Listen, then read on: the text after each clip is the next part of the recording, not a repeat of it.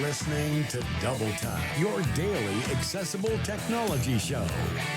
Now, here's your hosts, Stephen Scott and Shaun Preece. Hey, Shaun Preece, how are you this fine Friday? Oh, it's Friday, and you rolled your R's as well. What could be better? Happy Friday to you, Stephen. How are you? Hey, listen, I'm good, but we're not going to hang around here today because we What? are very excited to say, as you know, because I've been telling you all week, today is a bit of a special one for us because, look, everyone in the community, I think, is talking about two devices at the moment. People are talking about the Meta Ray-Ban glasses that you and I are both sporting at the moment. You in matte black, me in matte denim. Oh. Lovely guy. So yes, I am obviously very excited about the Meta Ray-Bans, as are you, as are many people. But there is another device that everyone is very excited about and talking about just as much, and that is Glide from Glidance. The mobility aid we've been talking about. We had the guys on yesterday, of course, talking from Site Village and getting that update in a sense of what's going on with the device, where it's at, and when they're sending me one. These are important questions that had to be asked. But I am pleased to say that back with us today, we have Amos Miller and Kyle Buzzard back with us on the show. Guys, welcome back to Double Tap today. Thank you so much, Stephen. Great to be here. Thanks for having us. And I know you guys have been, it's strange because on air you were, at Site Village yesterday as far as our audience were concerned, and today you're here talking to us, but you've been traveling, I believe Thailand in between our conversations. That's quite a jump. How was Thailand, Amos? Hot and amazing. Yeah, sounds it. Definitely summer there, I'll tell you that. Yeah. I'm sensing a little bit of jet lag for the two of you here.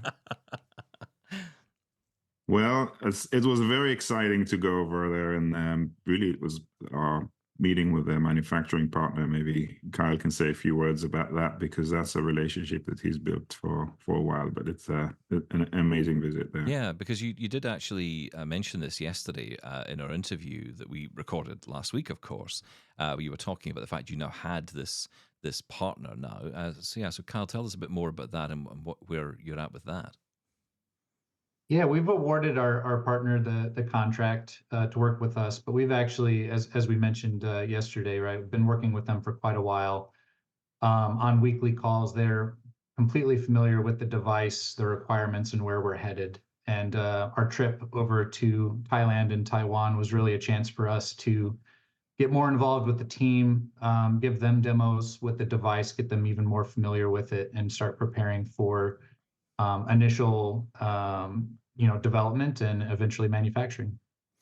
Very exciting, very exciting. Well, look, today we did promise that we would get you guys back on to answer our listeners' questions, and that's exactly what today is all about. There are many questions, and as you have said already, you want feedback from the community. You want people to be giving their take on this, getting questions out in the open now to allow you guys to think, and some chin-stroking moments I think are definitely coming for you both today. So we're going to dive right into our first question, if that's okay with you guys. Diane is first up with a question about rough terrain with the Glide. Hi, Stephen. This is Diane in California. I wanted to leave a message about your upcoming interview with Amos Miller about the Glide device. And where I live, I have a very, very walkable community, and I'm really happy to be here. I've been here a long time, and I'm really interested in the Glide. I currently have a guide dog who will soon retire, and possibly she will retire, and I will have a Glide rather than a new guide dog, period. Anyway, my concern is that while I have a very walkable community, it is a very rough terrain that I'm walking on. I'm walking primarily on a multi-use bicycle type trail, which is in a sad state of disrepair. And even if it were repaired well, there's lots of potholes. The texture is very rough. And so I'd love to see him put out a version of the Glide that is more of an all-terrain sort of device. Maybe he wants one that's for more city people and one for those of us that are a little bit more rural. So that was my 2 cents that I was hoping to have brought up to him. Oh, secondly, I think it would be really super if there was a battery that you could replace rather than just having one built-in battery. That way, if you were out, say at an amusement park, and you were out all day long, and you would need more than 6 hours worth of battery life, it would be really wonderful to be able to bring a battery with that you could exchange midway through your day so that you could keep the fun going on. So those are my two things that I was hoping to bring up to Amos Miller, and been really enjoying your show for a little while now. Keep up the good work. Love it. Bye. Thank you so much, Diane. Okay, so Amos, the question was directed at you, but of course, Kyle, obviously feel free to jump in on that. Terrain, I guess, first is a question which actually has come up quite a bit in our emails that have been sent in. Yeah, I'm happy to jump in and take that. Amos, feel free to add any additional color context. But Diane, thank you so much for your question. All-terrain is absolutely a requirement for the development of the device. We have to be able to use this device inside and outside. And whenever you're outside, there's obviously a variety of terrains. And so some of the earlier prototypes that we tested with had much smaller wheels and fairings and things like that. And one of the big updates that we've made with the device is going to much larger wheels. So they're now 7 inches in diameter. They have kind of an all-terrain tread and a couple inches of ground clearance. And really the purpose of that was to be able to drive over, bumps and cracks and through, short grass and over paths and things like that. I will say additionally, we are making the wheels replaceable without the need for tools. So similar to kind of how wheelchair wheels can pop off by pushing a hub, we're going to do something similar with Glide. And so while the device is going to ship with one kind of standard set of all-terrain wheels, we also anticipate being able to change those wheels or upgrade them or use different styles of wheels for different contexts. And so we would imagine maybe there's opportunities to create even larger wheels or different wheels that work better for terrain like you may have. Secondly, on the battery life, we are planning for 6+ hours of active use with standby mode and things like that. We anticipate a full day of an active lifestyle. For example, 15,000 plus steps is what we're targeting. The addition of a swappable battery, just in the engineering world, that means it would add a few $100s of cost to the overall device. And so the decision that we've made currently, and this is not set in stone yet, but our thought is to have it be a sealed battery inside of the device.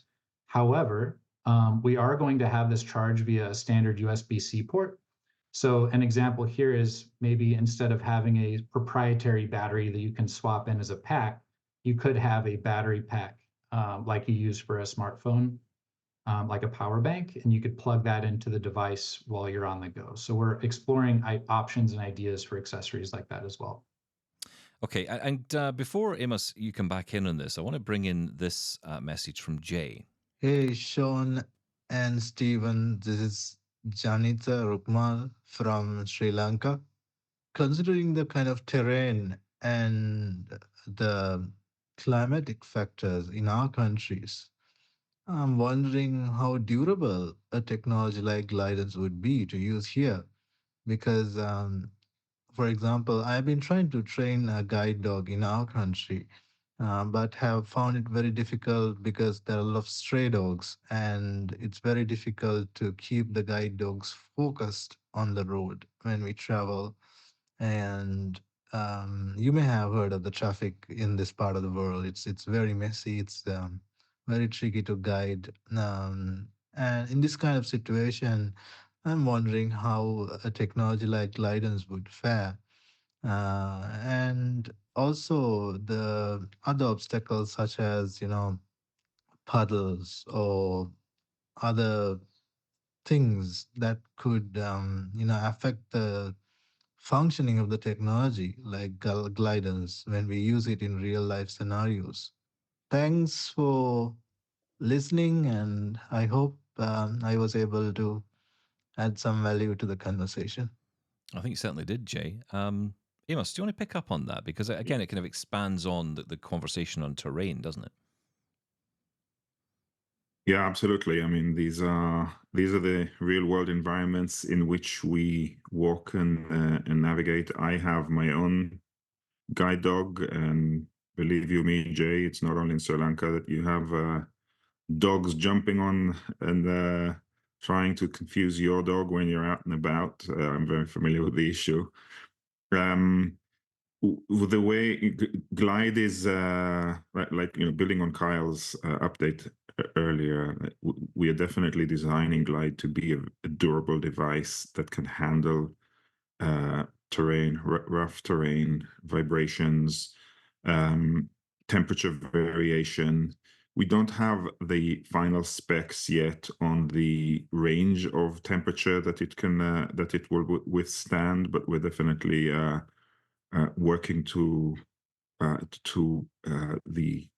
maximize the extremes, if you like, on the cold and on the heat. But there's still a lot of understanding to be done there on the thermals and everything. The other side of that is really the AI aspects of making sure that Glide learns you. As we always remind people, this is a learning system. There's a pretty substantial AI element to Glide to manage in various complex pedestrian environments, detecting what is a sidewalk, what isn't a sidewalk, what is a puddle, what isn't a puddle, what is a pass-through puddle, and what isn't. And so as we expose Glide to more and more situations, it will get better at understanding them and navigating around them. Just with respect to obstacles on the ground, like puddles, like other things, we definitely expect there to be some form of a user preference. If there's something that like rough, like trees, branches, roots pushing the ground up, some people would just want to go over that. Other people may just might prefer to go around that puddle. Some people might just want to go through it, depending on how deep it is. And some other people would want to be very careful. So we want to take all of those considerations in as well. The device will manage in puddles, so that's not going to be an issue. So yeah, the sort of rough environment. I'm more worried about the dirt and the mud and the water getting inside, but that's not going to be an issue, right? I mean, Kyle can talk about it more, but the device is actually designed. And when you saw it, you might have noticed very smooth and plain surfaces to minimize areas where stuff can pile in and get stuck in. You can definitely hose the device down, wipe it down when you get home, and it should be something that is manageable. It is an outdoor device, and it like anything outdoors, like a bicycle or something, it will collect mud and dust as it goes through. Kyle, do you want to add anything there? Yeah, just technically, we're designing it to an IPX5 rating, which is designed to take water jets from any angle, right? So it's essentially weatherproof and sealed against dust and debris and water. So it's not submersible, but it's designed and developed, to resist any kind of weather that you throw at it, as well as chemicals that you might use to clean it. That's perfect, because that's what you'll want to do if you've been out on a particularly, I don't know, wet or dirty dog walk, then you can just hose the thing off. That sounds perfect to me. Can I just ask you about the battery as well, Carl? You mentioned about using a external battery pack to charge it up or even charge it as you use it. Is that possible? And what sort of voltage do you need? Yeah, it's essentially using any standard phone charger will be able to power a recharge Glide, right? And so one of the things that we've gotten a lot of feedback on as we've done demos and talked with folks is that they'd like that capability. And so we're designing that in and having the charge circuitry be able to modulate the power coming in through kind of standard power banks and chargers to be able to do that on the go. That's one of the things. The other thing we're exploring is the possibility of having the Glide battery be able to recharge your phone. So if your phone's running low and we have this really massive battery on the Glide, you can be able to actually recharge your phone if you're on the go and need that power. I mean, there's obviously many ways we can go with this, but I think ultimately we know this is one area which is certainly in some ways interesting to a lot of people and also concerning to a lot of people because there are so many different environments that this is going to be potentially used in. I want to move on to another topic though, because this is one which has also come up quite a lot. And Andy is asking this question. Hi, chaps. My reason for getting in touch really is that I don't seem to hear very much said about the various mobility gadgetry, be it Glide or smart canes or the range of wearables, in respect of those of us who are hearing aid users. Mobility aids such as Glide and smart canes that deliver speech and audible tones for hearing aid users being able to pick out the audio information in everyday environments when out and about could be a very difficult challenge. So, my request to companies like Glidance and manufacturers of smart canes and anything else that uses audio in the environment would be that they provide a Bluetooth link to hearing aids.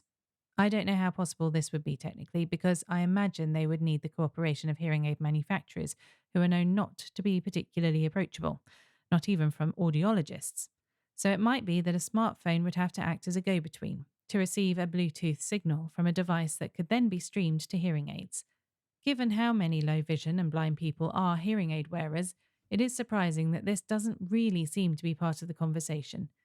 Thanks both for all you do. Double Tap is a very valuable platform. Andy Collins.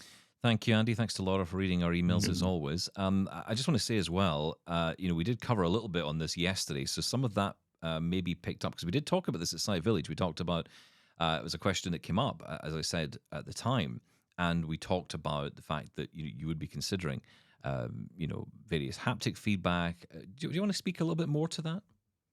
Yeah, I'll just make I think the fundamental point to make here is that Glide is primarily a physical movement device.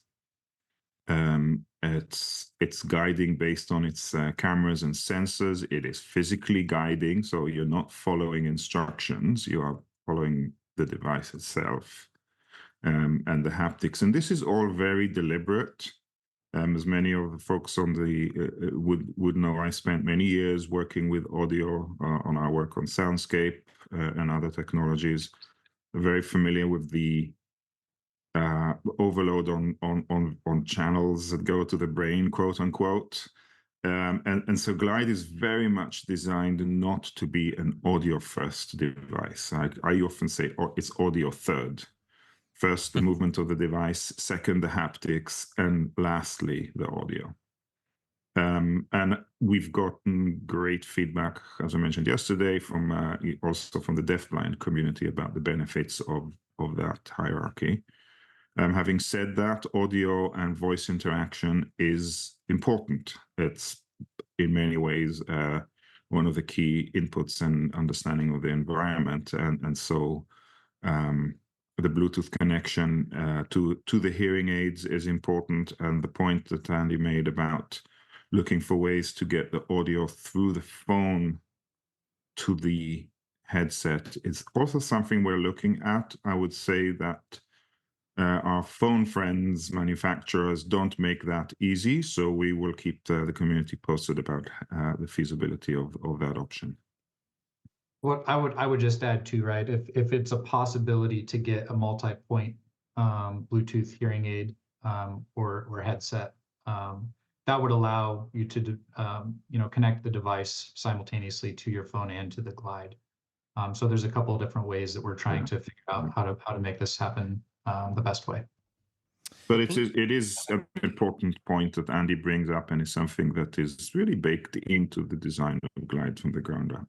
Okay. I want to move on to Deborah's question. She actually has a number of questions in this message, so I encourage you to take notes as you go.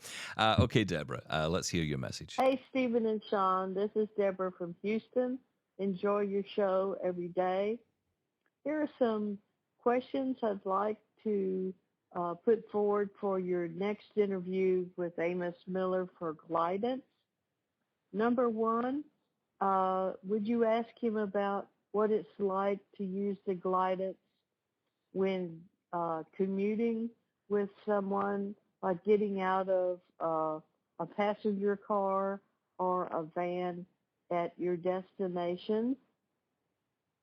Number two, would you ask him about, has he thought about putting some sort of little light on the Glidance itself so that when you're walking through crowded areas or where other people are walking through, like an airport or a college or school campus, office building, if there was a light on top of the Glidance that would blink, then other people might be more likely to see that person and maybe not run into them or uh, get in the way as the person is trying to walk with the glide.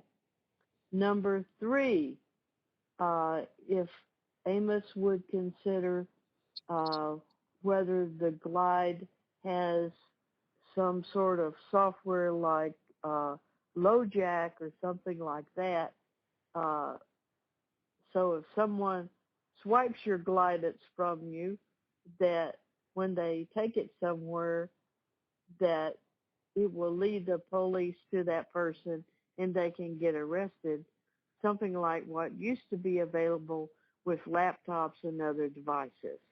That's all. Just thank him so much for coming up with his device, because I believe I fit exactly in the population he's targeting, as far as people who've lost their sight as an older person, and we're using our cane, but we don't feel super competent at it. And I would just like to be able to just walk. So that's all. Enjoy your show, and thanks for forwarding this on to Amos. Yeah, I couldn't agree more, Deborah. I feel exactly the same way. I just want to go out and have a walk. I don't want it always Yeah. to be trials and tribulations. And, my experience of Glide, as I talked about yesterday, made me think that is going to be possible one day. I'm not going to become a Paralympian, that is for sure, but might go out for a walk. And that's the point, right? We don't always want to, become sporting experts. We just want to, go out for a nice, gentle stroll. Okay, lots to pick up on there. Guys, I'm going to hand it to you. Where do you want to start? I think it's a Kyle. Yeah, happy to jump in. Portability, lighting, security, space, safety. Yeah, go for it. Absolutely. Yeah. And Deborah, thank you so much for the questions. I'll start with kind of what it's like to travel with the device, especially with someone else. We're designing it to be ultra portable. And what we mean by that is to be able to be compact enough to be able to fit between your feet and an Uber or a taxi, into an overhead bin on a plane, something that's lightweight and portable so that you don't have to worry about what it's going to be like to try to fit it under the table at a restaurant or take it with you wherever you want to go. As far as getting out of a taxi with other people and things like that, it's really going to be as simple as kind of the device is in standby mode when you're in the taxi. When you pop it onto the ground, when you get out, it'll wake up and start giving you guidance directions depending on the mode that you want or directions you've given it. Another capability that we're adding is with ultra wideband, the ability to follow a beacon. And so if your friend or companion that you're with, if you wanted to follow that person through a crowd, we're building in a capability that will launch eventually where you could hand them a beacon, or they could have a beacon or a tag in their pocket, and the Glide would then follow that person based on the tag and avoid obstacles along the way while it's following. So that's the first question. I'm happy to expand on that, or we can go deeper. As far as the light, that is a design feature that we've added. We have a very bright LED ring that goes all the way around the base of the device. Currently on our prototype, we have that lit up just solid white, but we have the capability to create colors and motion with that as well. And the opportunity there is just to be able to create motion that's really going to kind of catch the peripheral vision of other folks that are kind of walking by it so that they see movement and kind of notice the device. So we see this as something that we could set as a user preference, because we know some folks have told us that they don't want that feature and other folks do. So we're exploring kind of how we could use that in the design and how it could give people options on how they want to use it. And the final point is theft. This is something that is definitely in our minds and on our development roadmap. I think there's a lot of ideas that have made their way into the e-bike industry as far as kind of geofencing or gating to, distance to a Bluetooth connection or a user account or other pieces of technology that you might have with your smartphone. And so I wouldn't say that we figured out exactly how this is going to work, but we do see a need for this and the ability, like you said, to shut down the device remotely or use the GPS to be able to try to find your Glide device, if it's somewhere else, and go from there. So yeah, thank you so much for your questions. They're all really important ones. I'll just thank you, Kyle. I'll just throw in that it's from the ground up being a goal, or not a goal, like a priority. That Glide is what we call a viable mobility aid. Viability means not only does it work as a mobility aid, but it's a device you can have with you all day, wherever you go. And if you think about it, there are not many things that people carry around with them that they have all day, every day, wherever they go. Maybe a pair of glasses, maybe something in a bag, and a phone in your pocket. But for this device to be something that is with you all the time, it's got to meet those requirements that Kyle talked about. And at the same time, it also has to be something that communicates something to the public, right? Like, we know that it's important that people understand what's going on, get out of the way, relate to what's in front of them, notice what's going on. And so we've been experimenting with a bunch of options.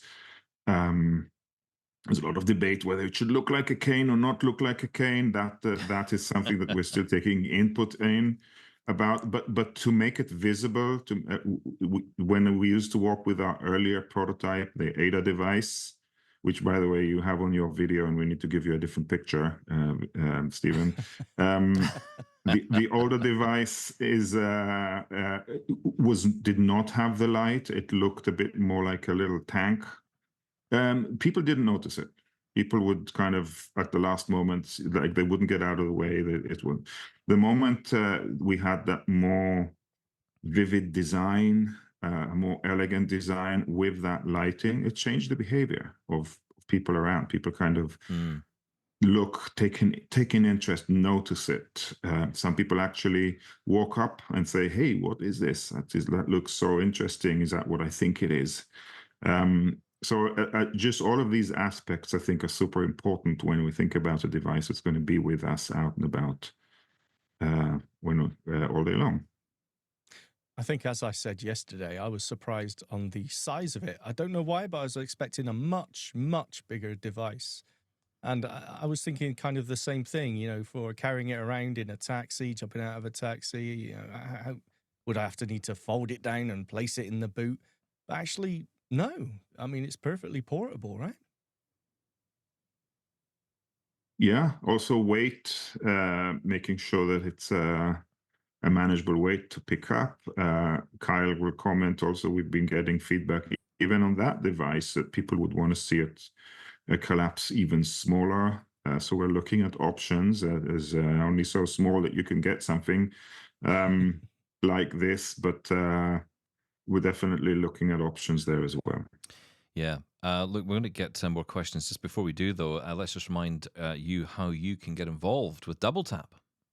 Get in touch with Double Tap. Email feedback@doubletaponair.com. Leave us a voicemail at 1-877-803-4567. And now you can send an audio or video message to us on WhatsApp. That number is 1-613-481-0144. And today we're so pleased to have Amos Miller and Cal Buzzard with us from Glidance, answering your questions that you've been sending in on those various methods. Let's get to David, because David wants to ask about indoor use with Glide. Hello, Stephen and Shaun. This is first time David writing to you from beautiful Chelsea, Quebec. Recently, I attended a technology day at the CNIB Hub in Ottawa. Amos Miller was one of the presenters. An interesting feature of the Glide, which he mentioned, was its ability to operate indoors. If I understand correctly, since the Glide does not rely exclusively on GPS location technology, it has the versatility to function indoors. It seems to me that this is an extremely valuable feature. Please ask Amos about indoor navigation the next time he is a guest on your podcast. Thanks, David Woods. Well, that's good timing, David, because Amos is right here on the show, so I can ask him right now. Amos, indoor traveling with Glide. Yeah, thank you. Well, I think traveling indoors is part of life, right? And something that we, for it to be a viable mobility aid, we really do need to address. And again, by design from the ground up, Glide is designed to be a mobility aid for indoor and outdoor use. It does not depend on GPS, as David says. It uses GPS for various situations, but I'll get a little technical here. I'm sure that there's a simpler way to explain things. But because Glide uses a range of cameras and sensors, movement sensors, there's sensors on the wheels that give it very precise movement. Glide does a great job at localizing itself indoors and understanding the environment. The base, this what we call the freestyle navigation, is sort of the entry point of how you would navigate with Glide indoors. Freestyle is when Glide sees everything in the environment, helps you navigate through the space, tells you what's around you, allows you to target line of sight targets like elevators, escalators, doors. We are also working on the ability to read signage that will hopefully come on board pretty soon. So really giving you a lot of information to be able to get around indoors. The example that we often give, you arrive at let's say at a hotel and you want to find a Glide, you ask Glide what's around here, get a bit of there's a reception there, so there's elevators, there's store seats over here, and you can basically pick a target and Glide will guide you there. So this is the freestyle way of navigating with Glide indoors. And then we talk about the more directed navigation. That's when Glide actually takes you on an end-to-end route. And here there's a range of options. Firstly, as when you can train Glide on a route, and that's a feature that we see as a priority feature to arrive fairly early on in the release of Glide. It really enables you to show Glide a route that you do on a regular basis. If it's in a train station, the path from the entrance through the gates down to the platform that you go on. And it will be able to basically guide you on that route. And then the more expansive solution is when we actually have the maps of indoor locations that really enable you to go point to point. And to do that, we are still exploring the right approach with respect to how we would obtain those maps. That could be by partnering with other organizations who already do that and work with apps that some people might be familiar with. Shaun, you mentioned Good Maps, a great example. Amazing. Yes. Yeah, you can imagine how a good map and Glide can work together and basically guide you there, right? So I think there's a lot of opportunity there. Kyle, yeah, go ahead, John. Somebody talking. Yeah. Hi, how you doing? No, I want to move on because we've got so many questions. I want to dive into more and also comments as well. Greg in Pennsylvania has been in touch. Like many, I'm intrigued by the possibilities of the Glide. I also see some issues I would likely encounter in my use case. I often use local commuter rail, buses, and trolleys. Do you call them trams? Yes. In the suburbs, the train stations have low platforms, and to enter the rail cars, you have to climb some very steep, awkward steps that are difficult, even with a normal cane. I can't imagine how I could get on picking up the Glide. Then, downtown, the stations have high platforms, and there is a gap between the train car and the platform, which is several inches wide. Once on the station platform, there are escalators to get from the platform to the main station concourse, or steps that have sections of level floor breaking up the staircase, where I need a cane to determine where these breaks occur. The subways, underground, also have gaps between the trains and platforms. Buses and trolleys also have challenging steps when you don't have a cane to use. I don't know how Glide could address these challenges, but I hope they are thinking about them and similar circumstances. How about crossing a grass lawn or field?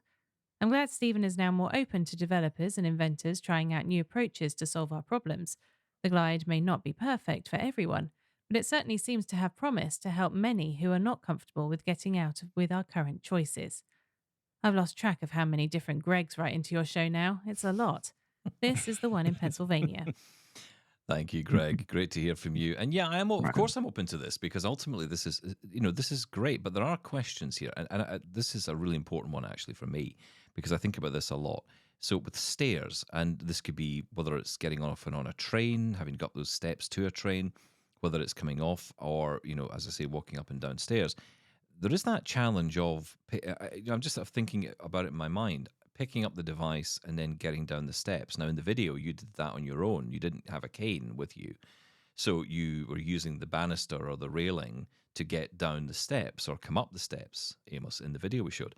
But, there are a lot of people who may not want to do that, may struggle with that, and would use a cane to do that, like I was taught to do with my mobility cane.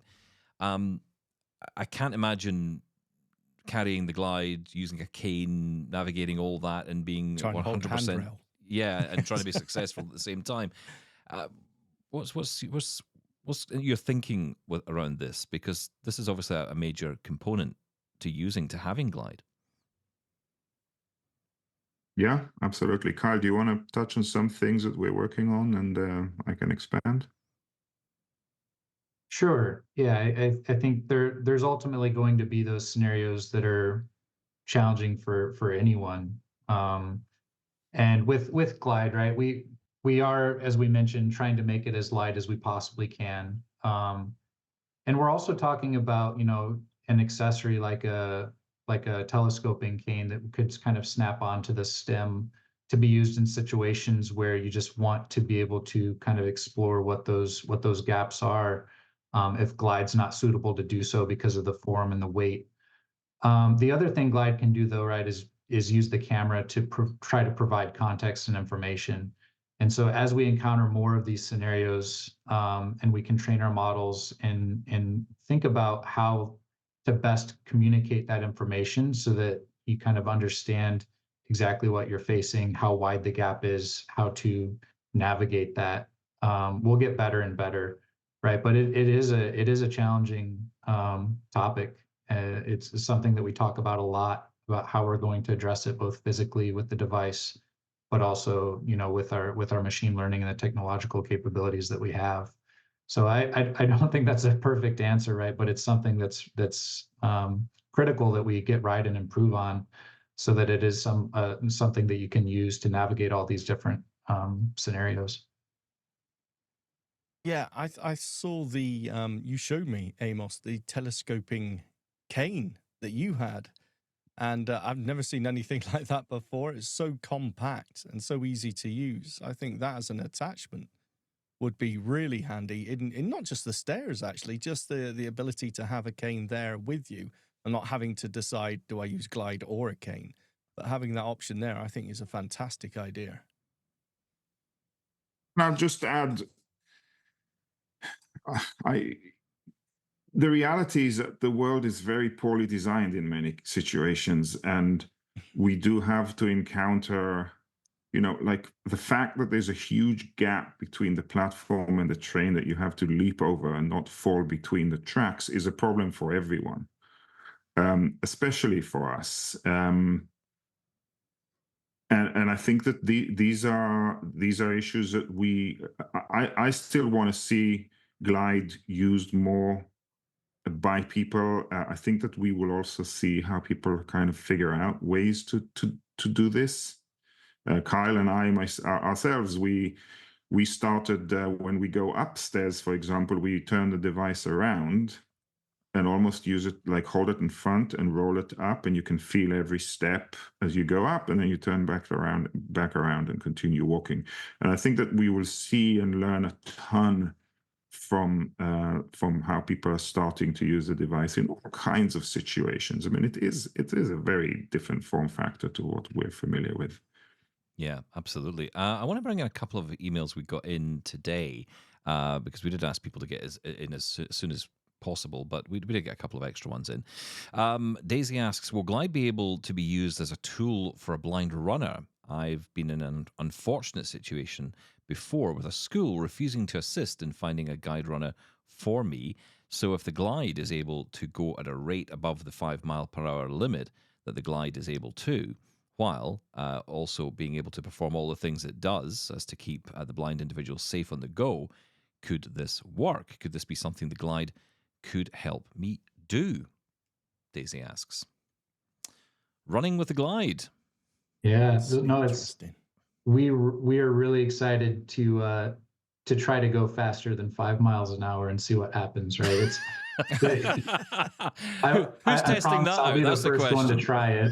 I'll be the Okay. first to try it. But no, it's that is something that we hear a lot is I would like to go running. I would like to use Glide for this. And I think as we kind of understand the limitations to how fast our software can react and kind of how we could safely allow you to do that in various environments. If it's a running track, maybe a really good shot at increasing the speed. If it's something that's a lot more variable with overheads and things like this, there might be limitations, but it's something that we absolutely want to shoot for. And if not in the first version of Glide, then eventually, absolutely, that's going to be a goal of ours.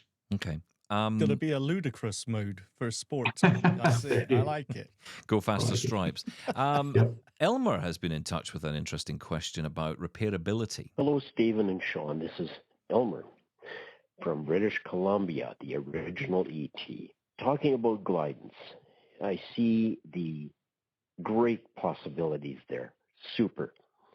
My concern is, and these questions don't seem to ever be answered, is who repairs this when there's a breakdown?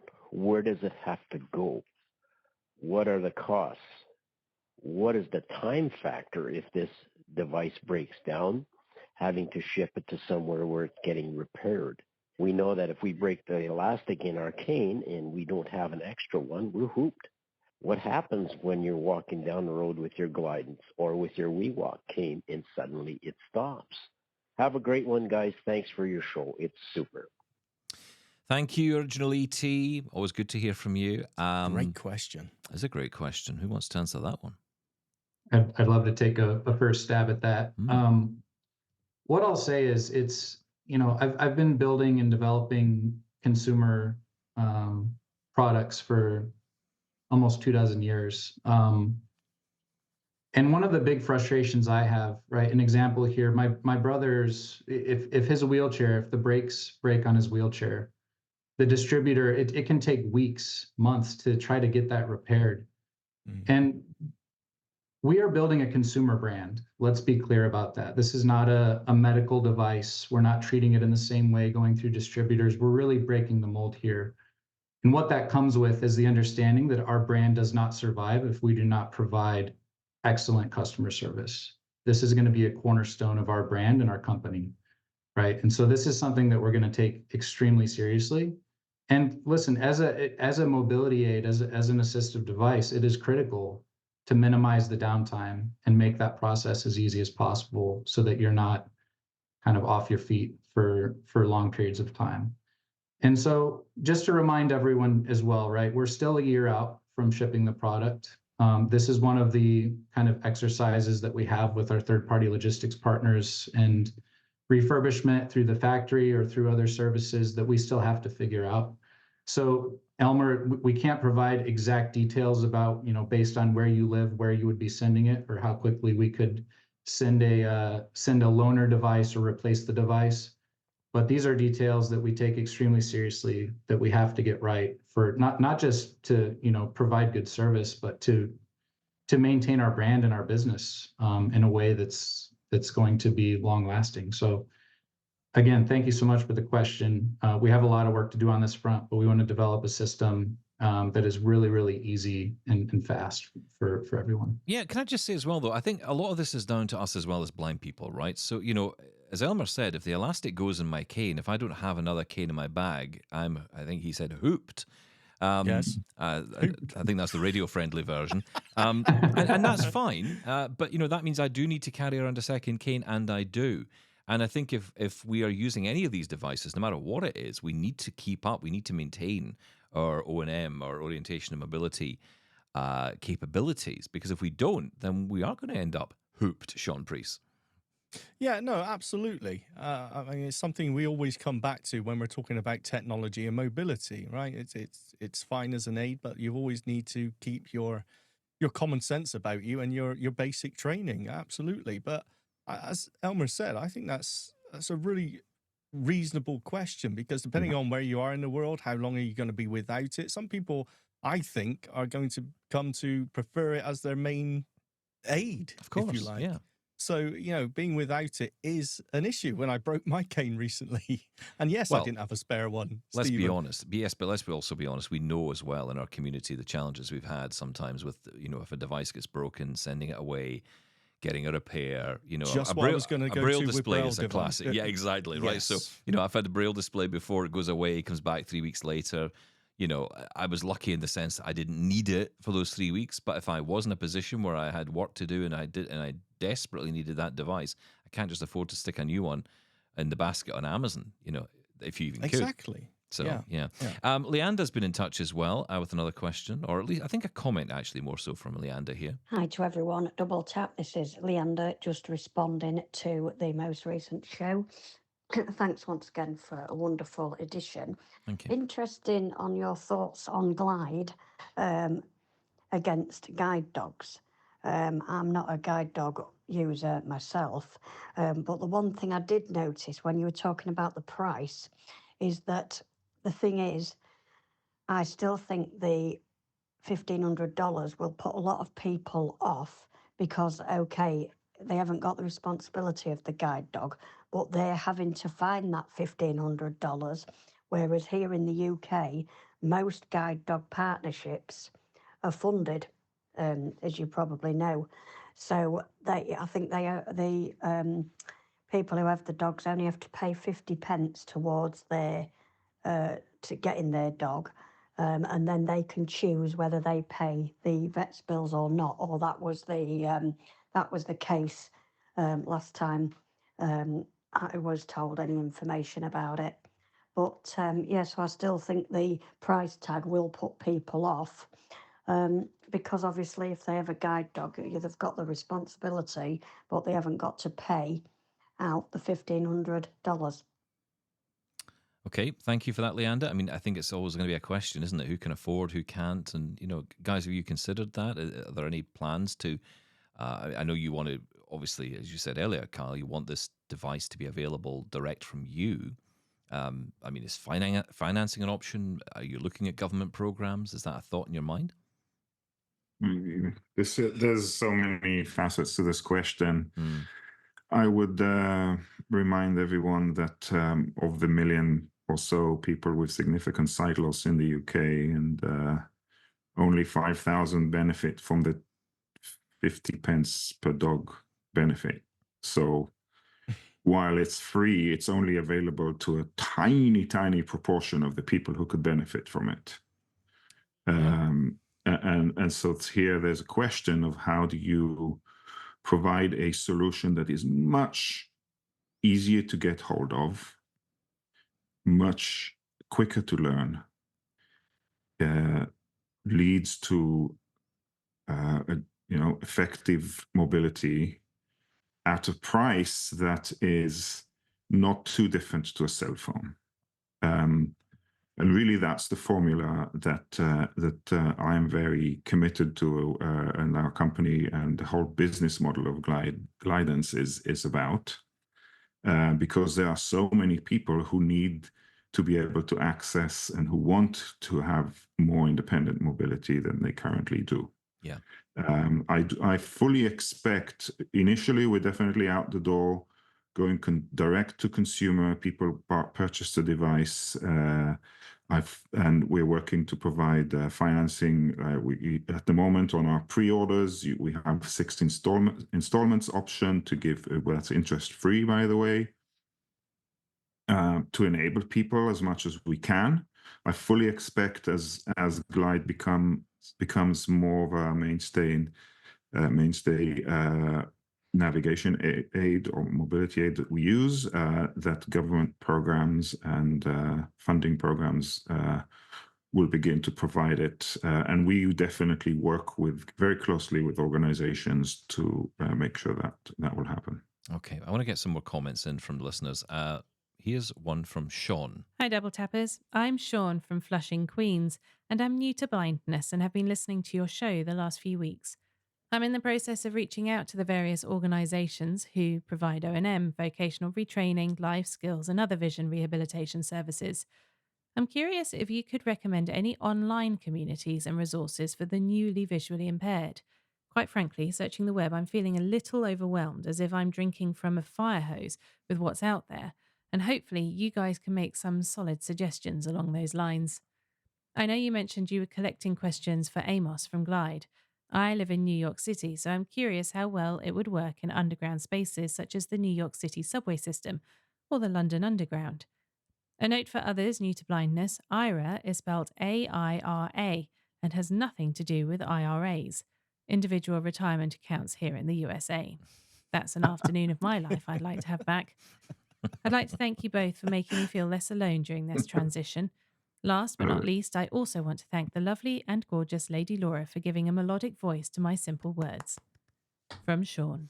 Thank you, Shaun. Yeah, listen, glad to have you with us for the journey. I'm not going to ask the guys to respond to that. I think you've responded quite well to that question already, but I wanted to have Shaun's comment in there. John, on a slightly similar topic, though, but it kind of ties into a number of different things we've picked up on here, and that is the use of Glide in airports. Good day, guys. This is John Westrope again, calling from the Eastern Shore of Maryland. I'm interested in a couple things on the Glide that probably other people brought up, but I haven't heard that particular area on your podcast, period. The airport dilemma, period. Will Glide get confused with all the hubbub in an airport? Is it transportable, i.e., does it fold up into a small case for transport? And will TSA get all confused with it? Thanks. Have a great day. That is a great question, John, because, I've been through many airport security when it comes to my Braille display, and you just get this look of absolute horror and confusion when they pick it out of the bag and you have to try and explain what it is. And whatever you do not turn it on, because that just completely blows their mind. Like, what's going on with this thing? Yeah, exactly. It's like chucked in the bin before you get a chance to say anything. Who wants to take that one? Kyle, do you want to address that? Yeah, I think what I'd say is given the capabilities that we're building with line of sight and GPS, right? Out of the box, we should be able to do kind of any of the standard interior navigation in an airport context that we would be able to somewhere else. However, I would say we're in discussions with multiple airports and TSA at this point to try to understand how we can elevate that experience within airports, meaning more closely integrate with their existing mapping data and information and beacons and systems that they have in place already, so that it's really more of a seamless integration. As you walk from your cab into the airport, it can pick up those systems and really give an excellent experience, integrating with their technologies and with IRA for airports that have that built in, be able to integrate and plug in and use that service through the Glide, et cetera. So airports are definitely on our radar big time. And we know that we have to figure out the TSA angle as well. Just very briefly, because we're very short on time, but very briefly on the subject of moving around an airport and it distinguishing people. I mean, it's obviously a very fast-moving, busy environment. How do you think that Glide will cope? Yeah, it's going to be similar to how we deal with many versions of crowds. I think there's also an interesting aspect to being a part of the crowd, or being a part of a flow of traffic, and how do we maintain a distance so that it's not jerky and it's kind of flowing with traffic. And so these are things that we're starting to train and starting to understand. But yeah, we want it to be a natural feeling experience, both moving with traffic and the flow of traffic, and also getting to where you want to go without causing, disruptions or running into things. Okay, one final question I have for you. This comes from David, and I'll ask you very briefly to answer this, but I think it's a great one to end on. This is from David from Middlesbrough in England. He says, just a quick question. I've been checking out Glidance. I'm totally blind. I'm just wondering if you guys know, will it be able to detect dog mess and steer you around it?